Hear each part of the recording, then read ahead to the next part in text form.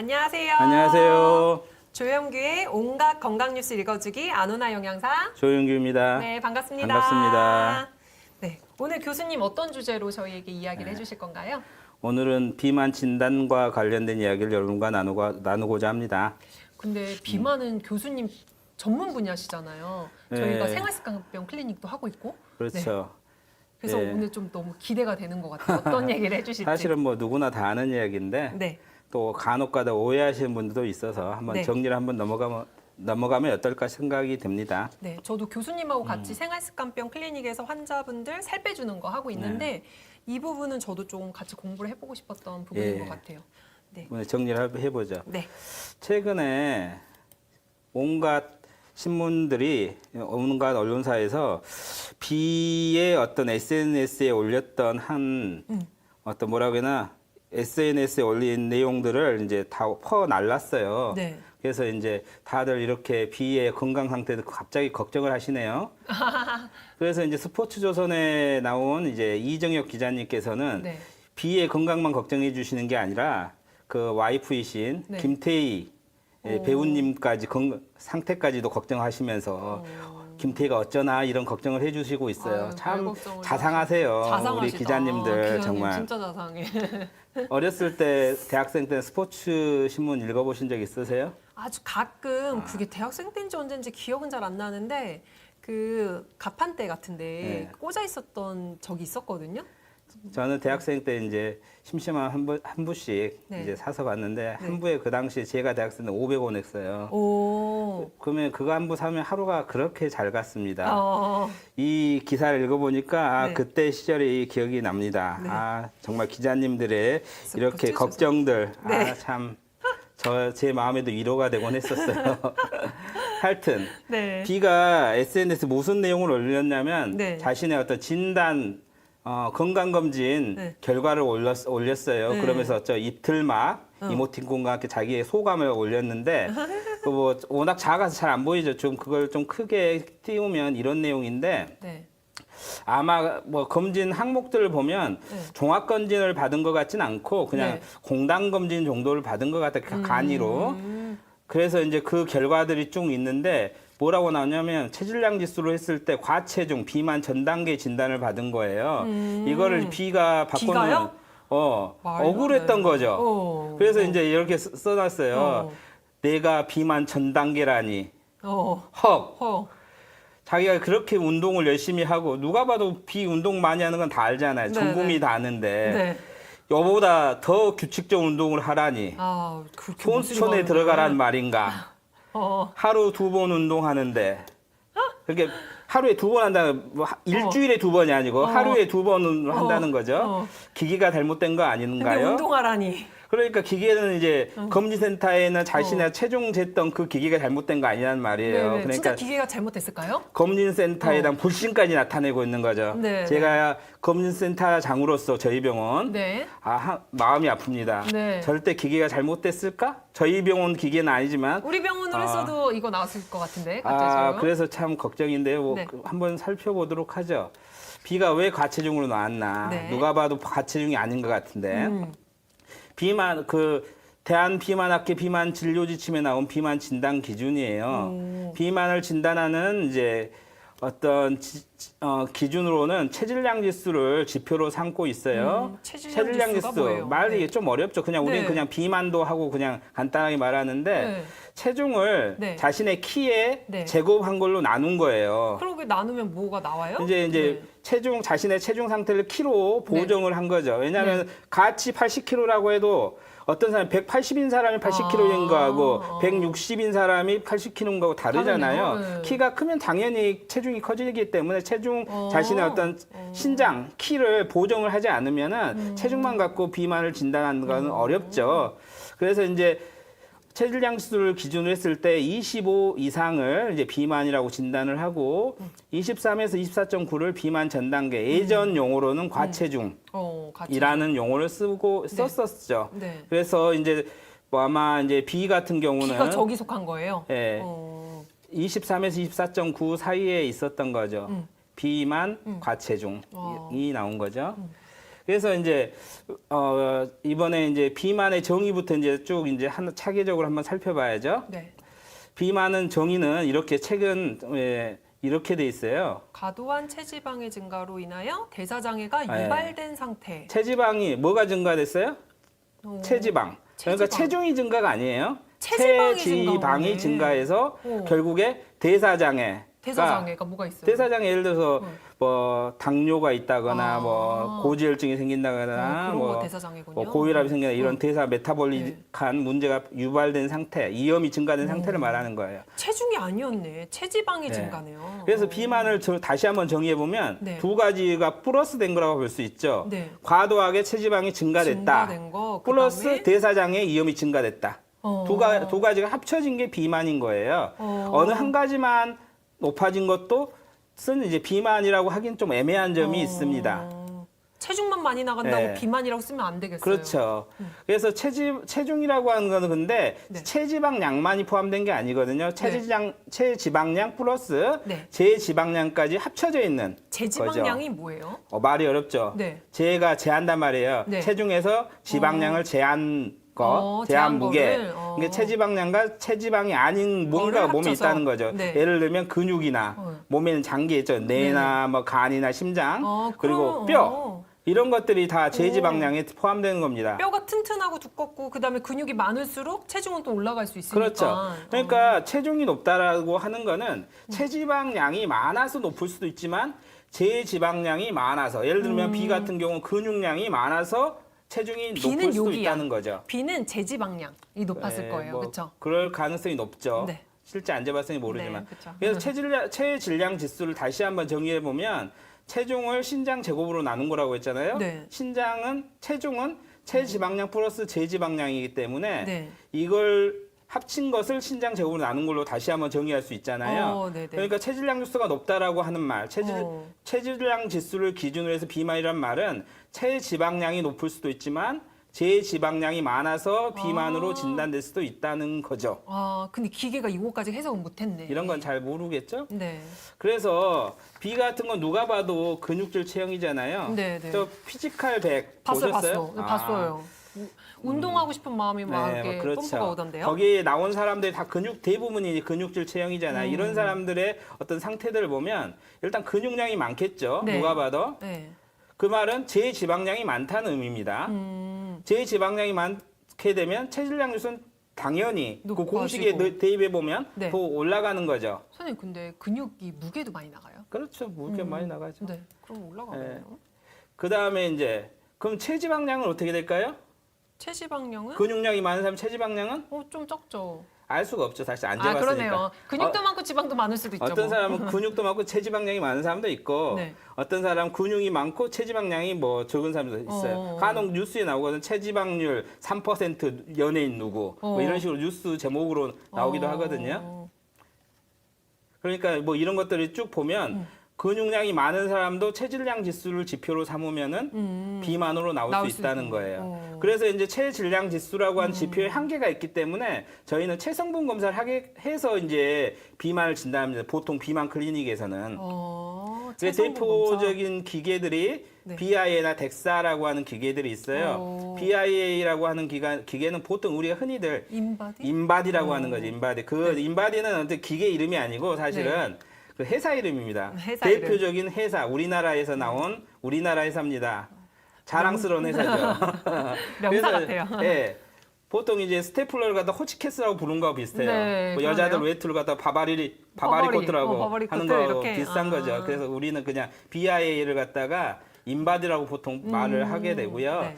그것도 이제 아무튼 체성분 검사 가능하지만 약간의 제한점들이 있어서 가장 이제 골드 스탠다드는 덱사로 하는 검사예요. 덱사라고 하는 검사가 어려운 것 같지만 사실은 이제 골다공증 검사할 때 사용하는 기계예요. 똑같은 거예요? 같은 기계인데 그게 어떤 체성분을 같이 측정하기 때문에 근육량이나 뭐 이런 이제 체지방량도 측정하지만 뼈 무게도 골량도 이제 측정이 되기 때문에 그거 가지고 골다공증도 진단을 하는 거고요. 같은 기계로 이제 체성분 검사 같이 가능한 겁니다. 그러면은 그 검사 그 골밀도 검사할 때 이것도 살짝 나와 있어요, 사실? 그러진 않죠. 아, 따로 또 해야 돼요? 따로 이제 돈을 내시면 아, 궁금해서 저도 딱 골밀도 이제 검사 한번 골밀도 검사할 해봤는데. 때 딱 뼈에 특화된 내용들만 딱 프린트가 돼서 나옵니다. 아, 네. 그래서 이제 같은 기계로 측정하는 거지만요. 그래서 이런 체성분 검사를 하게 되면 체지방률을 이제 구할 수 있죠. 이거는 이 지표를 보면 체지방량이 딱 나오잖아요. 그걸 네. 체중으로 보정한 거예요. 어. 체중 중에서 몇 %가 이제 체지방량으로 이제 올라간 거냐. 보통은 남자는 25% 이상, 여자는 30% 이상을 체지방률에 의한 비만으로 보통 진단을 하게 됩니다. 이거는 아시아나 뭐 이런 기준하고 상관이 없는 거예요? 사실은 네. 여기에 이제 WHO나 이런 데서 딱 정리된 비만 진단 기준이 아니기 때문에 딱 특화된 게 없어요. 아, 아직은 그렇구나. 일반적으로 그렇게 한다는 거예요. 그래서 이제 이번 강의 주제 제목이 이거잖아요. 네. B가 과체중. 네. B가 자기가 과체중이라니 하고 글을 네. 올렸잖아요. 네. 체질량 지수를 기준으로 하면은 가치중은 맞다. 과체중이죠. 네. 근데 음. 체질량 지수를 기준해서 과체중이라고 진단을 내린 그 검진센터가 잘못한 건 하나도 없어요. 네. 체성분 검사를 안 한 상태인 거잖아요. 네네. 그러면 체성분 검사를 했다고 하면 아마도 정상 체지방률이지 않았을까. 실제로 안 했으니까 몰라요. 숨은 속살이 있을 때 어떻게 알아요? 제가 뭐 네. 비 속살을 봤어요? 뭐 안 봤잖아요. 네네네. 실제로 됐으면 아마 겉으로 대략 봤을 때 아마 정상이지 않았을까. 그럼 우리가 싶습니다. 요새 피트니스 센터 인바디 갖고 있는 피트니스 센터도 많고 이걸로 관리도 많이 해주는데 네. 저 체질량 지수에 더 포커스를 보기보다 지방, 체지방률이 얼마 정도 되나 내가 운동하면서도 이게 얼마나 잘 빠지고 있나 요걸 좀 포커스해서 봐야 될 것 같아요. 체중보다 네, 요거. 당연히 그렇죠. 개인의 어떤 비만 관리를 위해서는 당연히 체질량 지수보다는 체성분 검사에서 나온 체지방률을 먼저 보는 게 맞죠. 그런데 이제 어떤 역학조사나 뭐 이런 이제 임상시험 같은 데서 체지성분 검사가 아닌 체질량 지수를 기준으로 하는 데는 다 이유가 있습니다. 가장 큰 이유는 뭐냐면 저 인바디 기계나 덱사 기계를 갖고 다닐 수 없잖아요. 그렇죠. 체질량 지수는 참 줄자 하나면 다 재잖아요. 어. 몸무게 뭐 이런 거 체중계 하나 있고 줄자 하나 있으면 굉장히 쉽게 네. 잴 수 있는 거기 때문에 간편하잖아요. 그러네요. 쉽고. 그냥 체중계만 그래서, 있으면 되네요. 예, 네. 어떤 이제 저개발 국가에서도 너무나 쉽게 할 수 있고 저개발 국가에다가 이제 우리가 다 덱사 기계 사줄 수 없잖아요. 네네네네. 그러니까는 체질량 지수에 장점이 있습니다. 분명히. 그렇지만 개인 어떤 비만 관리를 할 때는 이제 한계가 있고 특히 이제 어떤 이제 근육량이 너무 많은 타입이라거나 아니면 근육량이 너무 작은 우리가 흔히 말하는 마른 비만 이런 타입을 가지고 이제 비만 관리를 한다고 생각할 때는 체질량 지수는 굉장히 큰 한계점들이 있는 거죠. 그래서 B가 제시했던 이게 기계 고장 난 거 아니에요 이거잖아요. 네네. 근데 기계의 문제가 아니라는 거예요. 기계 문제 아니네. 네, 기계의 문제가 아니고 이건 지표의 문제다. 지표의 문제였네요. 이 지표의 한계, 체질량 지수라고 하는 비만 진단 기준, 지표의 한계를 우리가 알아야 되겠다. 그걸 말씀드리는 거예요. 여기까지가 이제 그 B의 어떤 과체중에 대한 고민들을 한번 같이 풀어봤고요. 근데 네. 비만 진단하면서 네. 이렇게 체지방량 갖고만 이야기할 수 없잖아요. 네. 잠시 이제 허리둘레에 대한 이야기도 같이 하고 정리하고 넘어가야겠죠. 네. 그래서 비만에 의한 진단 기준, 진단을 할 때는 항상 체지방량, 체지방이 얼마나 많느냐에 대한 기준 플러스 같은 체지방이라도 어느 부위에 체지방이 쪄있냐, 체지방이 어떻게 분포했느냐에 대한 기준. 그게 바로 이제 가장 쉽게 할 수 있는 게 허리둘레거든요. 그런 체지방 양쪽에 분포에서. 어떤 지표를 같이 써야 된다는 거예요. 그러네요. 그럼 허리가 네. 그래서 우리는 비만을 아까쯤에 다시 정리를 했잖아요. 네. 과도한 체지방 증가 플러스 대사장애. 대사장애. 이렇게 체지방 증가가 돼 있는데 이 사람이 다 대사장애가 있느냐 없느냐 네. 이걸 알 수가 없잖아요. 그래서 이제 뭐 피검사 같은 거 하지 않고서도 이제 어떤 비만으로 인한 대사장애 위험을 알기 위해서 비만의 타입들을 정의하려고 굉장한 많은 노력들을 했었어요. 그래서 비만 종류 이런 식의 다양한 용어로 표현을 했습니다. 남성형 비만, 여성형 비만, 기억나요, 저거. 상체 비만, 하체 비만, 중성 비만, 말초성 사가형, 비만, 배형. 예, 내장 지방형 비만, 피하 지방형 비만 이런 맞아, 식으로 이름도 많아. 말이 붙인 네. 사람 따라서 다 다른데 결국 의미는 똑같아요. 비만. 앞쪽에 나와 있는 남성 비만은 대사장애가 동반될 가능성이 높은 비만 타입이고 여성형 비만은 대사장애가 없을 가능성이 높은 비만 타입이에요. 특히 남자들은 주로 이제 배에 살찌잖아요. 네네네. 복부에 살이 찌는 그게 꼭 사과처럼 보인다, 배가. 네네. 그래서 이제 저 사과 모양으로 이제 그림을 많이 표현을 하고요. 이런 사람들이 이제 대사장애 위험이 높다는 거죠.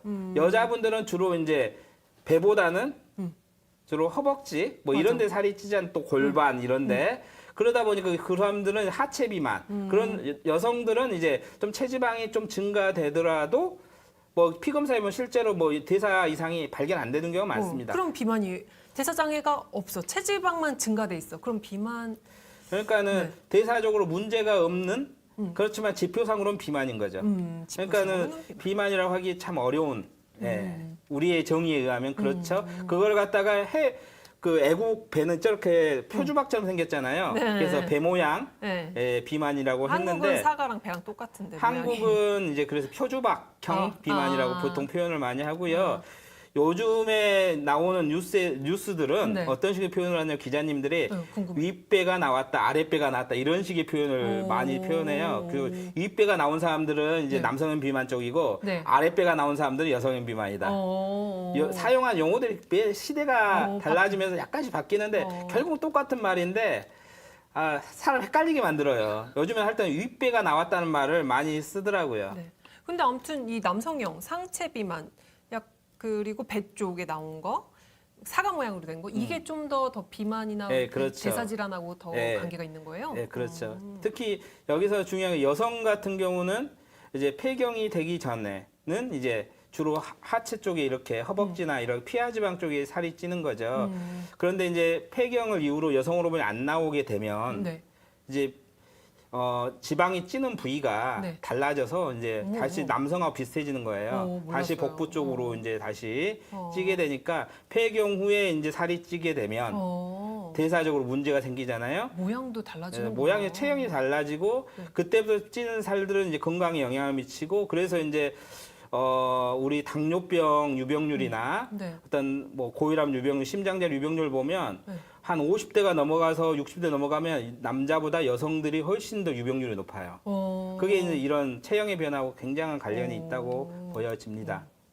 그래서 이런 체지방 분포를 나타내는 지표는 그냥 쉽게 잴 수 있는 건 허리둘레. 간편해. 줄자 네. 하나만 있으면 되거든요. 좀 어렵게 클리닉에서 잴 때는 내장 지방 면적을 네. 그걸 지표로 쓰는데 그러기 위해서는 복부 CT나 MRI를 찍어야 되는 거죠. 저희 병원에서도 CT로 체지방 CT 네. 뭐 이런 식으로 해서 찍고 있잖아요. 네. 예. 그 허리둘레는 어느 정도 나와야 되는 거예요? 그래서 보통 허리둘레 기준은 남자 90cm 이상, 여자 네. 85cm 이상을 비만으로 하는데 강의 시간 많이 지났나요? 아니요. 아직 안 됐죠. 네, 시간도 네, 많죠. 좀 네. 허리둘레 측정에 좀 이야기해도 되죠? 네네. 허리둘레 측정이 굉장히 중요해요.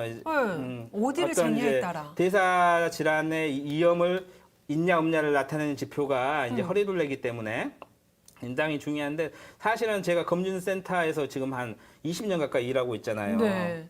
저는 사실 검진센터에서 나오는 허리둘레 네. 적어놓은 걸 기록을 잘 안 믿어요. 아니 제대로 재면 믿을 수 있는 거죠. 근데 이제 네. 저희 이제 검진센터는 뭐 이게 이제 한 번 재고 마는 게 아니잖아요. 네. 계속 팔로우를 해서 그 앞에 잰 거하고 비교를 해줘야 되잖아요. 네. 근데 한 달 간격으로 오는 게 뭐 1년 간격, 2년 간격 이렇게 오잖아요. 그러면 이제 허리둘레를 잴 때 원칙은 뭐냐면 똑같은 부위를 재야 되고 네. 똑같은 원칙에 의해서 한 사람이 재야 돼요. 근데 허리둘레를 뭐 그 다음에 1년 뒤에 왔다고 해봐요. 같은 사람이 잴까요?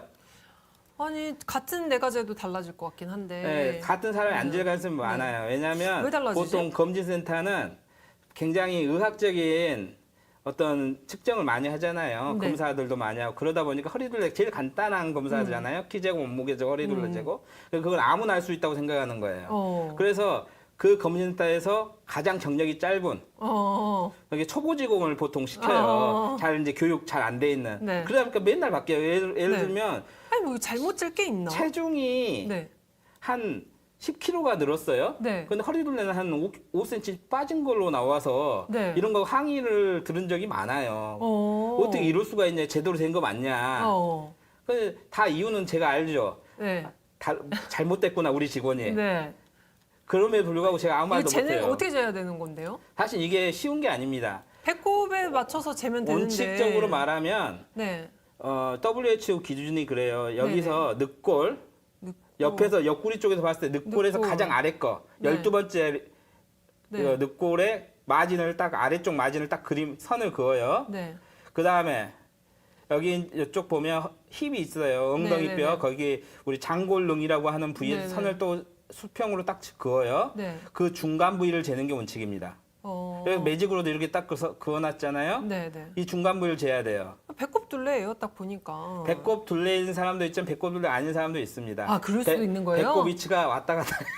아, 늑간의 위치에 네. 따라서 또 배꼽 위치도 바뀔 수도 있으니까. 하여튼, 그리고 이게 숨을 잠깐 하면은 이게 들어가잖아요. 그러면 또 이게 네. 측정자의 그걸 수도 있지만. 훅 내쉬고 하셔야 되는데 가장 크게 어려운 건 남자들은 사실은 어렵지 않아요. 남자들 허리는 대부분 일자예요. 네. 남자들은. 네. 근데 여자분들 같은 경우는 대부분 이렇게 짤록하게 허리 쪽이 네. 골반은 크고 허리는 이제 들어가는 네. 타입이어서 이게 곡선입니다. 제일 많이 들어가는 그 부위를 재면 딱 대략 맞는 건가요? 그럴 수도 있지만 아닐 수도 있는 아닐 거예요. 수도 있는 건가요? 사람에 따라 달라요. 아, 이거 재는 거 진짜 어렵네. 네. 그래서 원칙대로 재는 게 굉장히 어려운 거예요. 네. 그래서 이제 저기를 재기 위해서 저렇게 선을 그어가면서 해야 되는데 네. 아, 안 되죠. 그 사실은 여성분을 네. 그렇게 하기가 쉽지 않고요. 신고당해요, 신고. 또 이제 사실은 이제 검진센터에서 네. 이렇게 옷을 들어 올리고 재는 경우가 거의 없어요. 네, 네. 사실은 온니로 해서 대충 만져보고 재게 되고 네, 네. 만지는 것도 사실은 네. 굉장히 거북하죠. 네. 사실은 네. 요즘에 그 있잖아요. 네. 뭐 섹슈얼한 뭐 그런 문제들이 이제 그러니까요.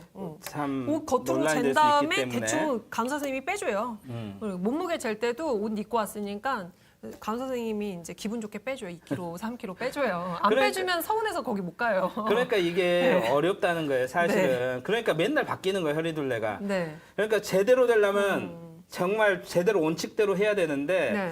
이게 사실 그렇게 쉽지 않아서 저도 상상 이제 비만 클리닉을 하고 있지만 아 이걸 어떻게 해야 되나 상당히 망설일 때가 많습니다. 그래서 교수님이 복부둘레 나는 잘 못 믿겠다 하시는 네, 이유가. 저는 복부를 잘 믿질 않아요. 중요한 건 알고 있지만 사실은 실제로 잘 재기가 쉽지 않아서 저는 그거 네. 잘 안 믿는다고 했을 때 이 허리둘레가 이 영향을 미친 비만과의 상관관계에 대한 신뢰가 없다 그 얘기인 줄 알았는데 수치를 제대로 쟀을까에 대한 그 예, 신뢰가 없었다는 거였군요. 대부분의 검진센터에서는 제대로 못 재는 경우가 많습니다. 저희가 이제 각성을 해야 되는데 이거는 우리 병원뿐만이 아니라 다른 병원도 다른 병원도 비슷할 마찬가지죠. 것 같아요. 네. 이제 그 다음에 이제 저희 비만 클리닉에서 체지방 CT 찍어 보셨죠? 네. 찍어볼래요. 제가 여기 찍을 일이 없죠, 체지방 제가. CT는 보통 요추 4번과 5번 사이 디스크 스페이스에서 이제 네. 촬영을 하게 돼요. 네요. 그래서 예를 요추 4번, 들면 이렇게 5번. 색깔까지 염색을 해서 영상이 아까 이제 기사님들께 딱 그렇게 만들어 주시는데 저 이- 초록색이 네, 체지방인 거예요? 내장지방? 내장 지방이죠. 파란색이 피하 지방이고 그렇게 해서 여기 보면 살짝 보면 빨간 선이 들어가 있어요. 이 빨간 선 안쪽에 대한 면적이 이제 여기 비세라라고 써져 있는 게 내장 지방 면적이고요. 이쪽에 보면 이제 근육 바깥쪽으로 이렇게 빨간 선이 그어져 있죠. 여기는. 그래서 근육이요? 어디요? 여기 팔. 여기 근육 흰색? 있잖아요. 복강. 아, 저게 근육이에요? 예, 회색 여기 이렇게 얇게 회색빛이, 막. 예. 네네. 여기 복근 여기는 등 쪽에 있는 배부근이죠. 그럼 이쪽 바깥으로 이제 금을 그었잖아요. 네네. 그 바깥쪽 파란색이 이제 피하 지방인데 그 면적을 구해 놓은 게 284 제곱센티미터죠. 그래서 이제 그거 레이시오를 해 놓은 게 0.65. 그래서 이제 보통 이제 내장 지방형 비만의 어떤 진단 기준은 보통은 내장 지방 면적이 100 이상일 때 그리고 V4S가 0.4 이상일 때를 어떤 내장 지방형 비만의 진단 기준 삼습니다. 이분은 둘 다 기준이 넘죠. 있구나. 둘 네. 중에 하나만 넘어도 그렇게 되는 거죠. 내장 지방은 그래서 이런 100 것들이 넘을 때. 이제 체중 관리를 하고 나서 어떻게 변하는가 이제 관찰을 하는 거죠. 이런 기준을 가지고 이제 저희가 비만 진료를 하고 있습니다. 이해되셨죠? 네, 내장 지방은 100 넘을 때, 피하 지방은 피하 지방은 그 제한이 없습니다. 제한 없이. 네. V4S가 0.4 이상. 여기까지가 이제 비만 진단 어떻게 해야 되는지에 대한 정리였고요. 마지막 질문입니다. 오늘의 네. 마지막 질문. 네. 비 같은 사람들, 피지컬 백에 나온 사람들이 다 근육질 체형이잖아요. 네. 그런 분들은 이제 사실은 이제 체질량 지수를 비만 지표로 사용하면 비만이 비만으로 나오더라도 실제로는 근육이 많은 타입이기 때문에 대사 질환 위험이 없을 것 같잖아요. 네. 그럼 정말 그 사람들은 아무런 건강 문제가 없을까? 아니, 지금 궁금했었어요. 교수님이 오늘 답변 주셔야겠어요. 아무도 모를까요? 저 몰랐어. 저 모르면 어. 다른 사람들도 모를걸요? 아, 모르시죠. 네. 그래서 최근에는 그래요. 이게 아무 문제가 없을 것 같은데 실제로는 최근에 나온 연구 결과들이 좀 있는데 있네. 네. 린바디 매스가 이제 그 제지방이거든요. 네네. 그것이 BP, 혈압과 관련이 있다. 그래서 어떤 관련이 있는 거지? 네. 제지방 그 양. 체지방량뿐만이 아니라 이런 네. 근육량이나 이런 네. 제지방량 네. 이런 것들도 고혈압과 관련이 있다는 연구들이 좀 쌓이고 있어요. 그런데 아직까지 정설까지는 아닙니다. 그래서 연구 결과를 보면 이렇게 그래프상으로도 네. 이게 FMI가 팹매스 인덱스거든요. 네. 그래서 이제 근육 지방량을 나타내는 거고 네. 그다음에 LM 여기가 림 바디 매스 제지방. 제지방량이에요. 네. 네. 그래서 보면 이게 0을 넘어가고 있잖아요. 네. 그래서 체지방량뿐만이 아니라 제지방량도 혈압 증가하고 관련이 있다는 거예요. 그러니까는 제지방이 많을수록 혈압이 높을 위험이 있다. 오, 희한하네. 희한하죠. 그런데 그런 어. 연구 결과들이 조금씩 나오고 있는 거죠. 어, 그래서 왜 그럴 것 같아요?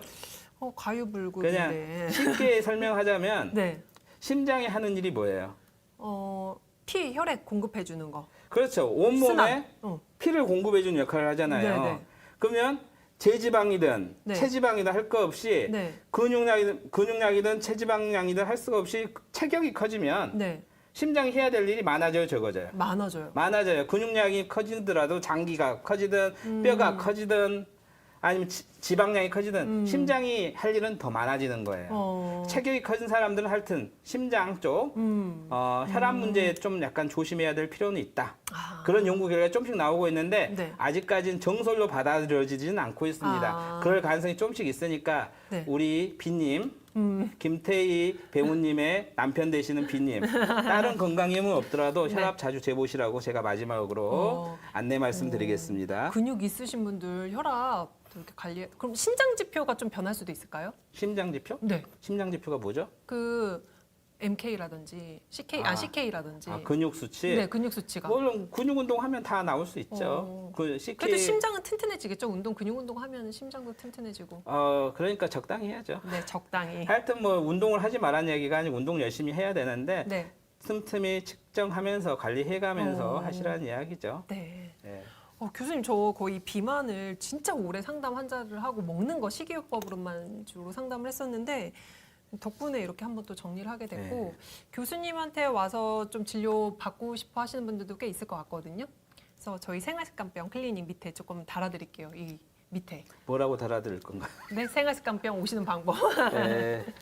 잘 부탁드립니다. 네, 감사합니다. 네, 오늘은 다음, 여기서 마무리할까요? 네, 여기서 이제 마무리하죠. 네. 오늘 비가 가체중 요거에 대해서 저가 비가 가체중이 아니고 아니, 비가 가체중? 중? 가체중? 교수님이 잘 해명해 주셨습니다. 네.